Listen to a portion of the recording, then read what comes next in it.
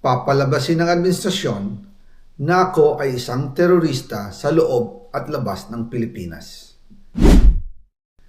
Para mailibing ako kasama ang katotohanan kahit saan man ako pumunta. Sinabi na agad sa akin ni Speaker Romualdez na kailangan ko makapag-deliver ng 2 billion pesos kada buwan para sa pagdi-deliver ng male-maletang pera patungo sa bahay ni Speaker.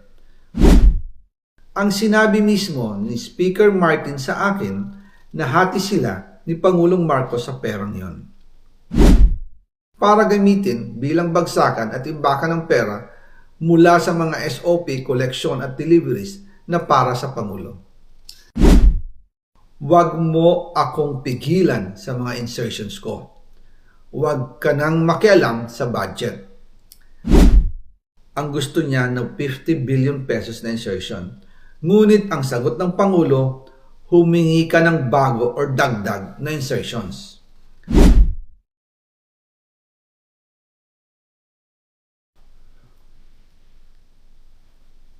Magandang araw po sa inyong lahat. Bago ko ipagpatuloy ang aking paliwanag, nais ko munang magpasalamat sa inyo. Maraming salamat sa inyong bukas na isipan, sa inyong pasensya, at sa pagtanggap ninyo sa mga impormasyong aking ibinabahagi.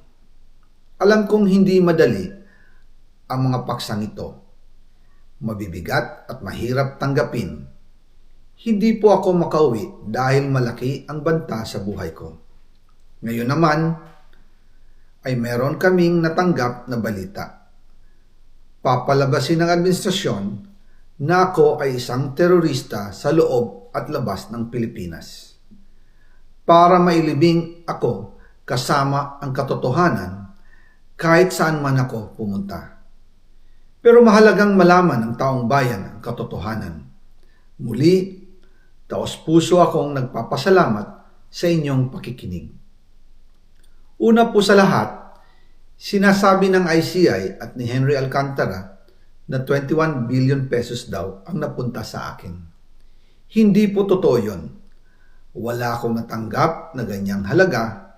Ang totoo, mula 2022 hanggang 2025, ang kabuuang pera na dumaan sa akin para ibigay kay Pangulong Bongbong Marcos at kay dating Speaker Martin Romualdez ay umabot sa 56 billion pesos at hiwalay pa dyan ang 100 billion pesos insertion ng Pangulo sa